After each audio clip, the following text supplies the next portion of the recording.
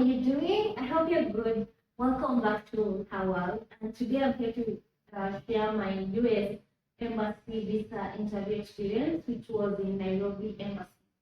And my visa interview was scheduled to be in May 2024, and it was supposed to occur at 8:45. But for me, I arrived there by 7 because one thing I didn't want to get confused since I knew very well that you could see all the kinds of papers. You could see if people have been denied, if they have been accepted. It's kind of an open lineup.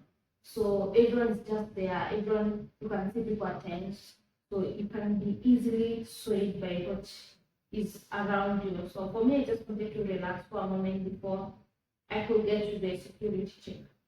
So, okay, in case if I forget, the pink paper means that you have been denied, and then you have a blue, which means that you have been accepted or you have been issued a visa. And then you have a yellow, that means that you have been approved, but you are paying service fee. You haven't paid your service yet. So you have been approved, but you'll be put on an administrative processing so that you can be able to pay your service, and then they can proceed with issuing your visa. So I just hope that I could get there and get my yellow. Yeah, and this is how my US visa interview went together with my questions.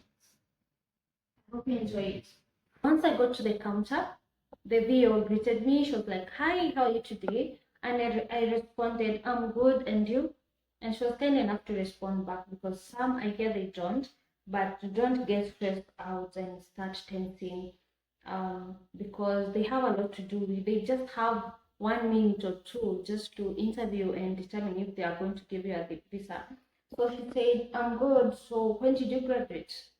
Then I said, "I graduated in 2022 May from Mayo University of Science and Technology, where I undertook a Bachelor of Science in Public Health," and I mentioned my GPA. So she was like, "Oh, okay. And what did you say you studied in undergraduate?" she asked. I said, "Bachelor of Science in Public Health." And then she asked, "What are you going to study?" I said, Master of Science in Operations Management. And she was like, "Oh, and how are the two related? How is public health related with operations management?" So luckily, I had figured out what I would say if I was asked such a question, because what I've been doing was related with what I'll be going to study in operations management. So I tried to come up with an answer that could link the two. So that is one advice that I could tell you. Ensure that you have a link of why are you going to study this master's? Why? Because why can't you just continue with what you've been doing? Yeah. So, and then she was like, "Oh, and what is operations management?" Which requires me to give a definition of the term operations management. So I told her, something I was asked is, "Do you know what research we're going to do?" So luckily I had done a quick recap of what I might be interested in, and it was related to operations management. So I told her what research I'll be doing and how it will be helping me when I come back home. So then the next thing she asked was, "And what is this engineering management?"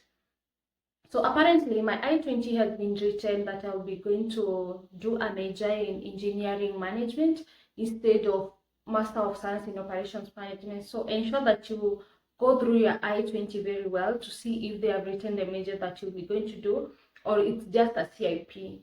And for those who don't know, the CIP means Classification of Instructional Programs, under which the US-based schools, they classify their courses there. So I told her, "Oh, that is just a CIP code under which Master of Science in Operations Management is classified under." And then the next thing she asked me was, "And do you know what courses you'll be going to do?" So that's another thing, that ensure that you know what courses you're going to do before you go to the embassy. Ensure that you're in communication with your school so that they can tell you on or they can give you a coursework on what is expected of you when you arrive, like what courses will you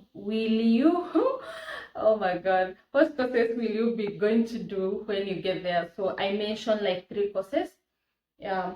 So then the next thing she asked me was, have you paid your service?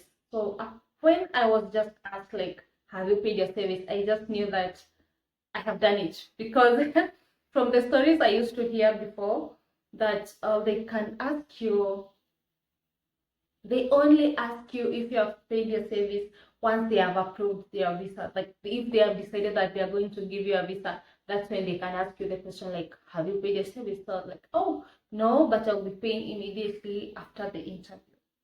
So, and that's how my interview went. It was around, I can't remember if there were 5 questions or 6 questions, but it was really fast, really fast. It was like how many minutes? I don't know, 1 minute or so. Because I just felt like immediately I got there, I just got out. I don't know. But I'm so happy that God did it, because it has always been a journey. One thing that I will tell you is just practice, practice, practice. Go through your concepts, like go through some of the questions that you might be asked, so that at least you have a way to answer them, not cramming them, but at least you're prepared on what to say, so that you can't get scared and you're scared. Because one thing that I can assure you, you'll be tensed. You'll be tense. Like for my case, like 2 days before the interview, oh my God, I almost had a diarrhea.